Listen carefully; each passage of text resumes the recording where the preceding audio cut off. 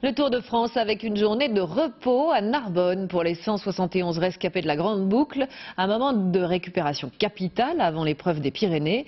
Pour Richard Virenque, c'était même indispensable. Après son exploit dans les Alpes, le coureur a beaucoup souffert. Didier Balèze, Robin Teboul. Richard Virenque à la dérive dans l'Alpe d'Huez. Il n'a pas récupéré des efforts fournis la veille. Car sur le Tour, le problème des coureurs, c'est la récupération. Premier élément, bien dormir. Combien d'heures vous avez dormi à peu près 9h30. 9h30, c'est plus que d'habitude.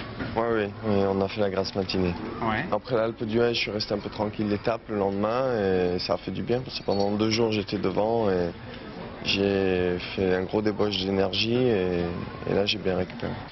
Avec l'expérience, Richard Virenque l'a appris. Pour bien récupérer, il faut aussi savoir s'alimenter.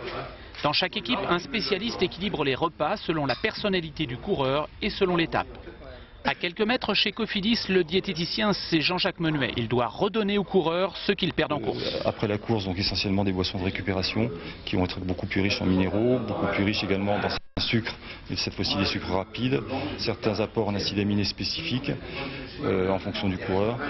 Et puis ensuite, le repas du soir sera étudié également pour répondre à cette dépense énergétique de la journée. Aujourd'hui, les coureurs ont roulé 2 heures à faible allure. Ils ont dépensé peu d'énergie. Néanmoins, après cet effort, le docteur contrôle le niveau de récupération de Cédric Vasseur.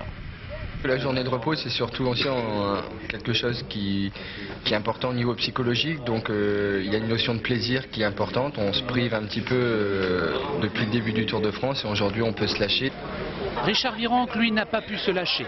Harcelé sans relâche par le public et les médias, escorté sans cesse par des cyclistes amateurs, pas vraiment un jour de repos pour celui qui veut briller dans les Pyrénées.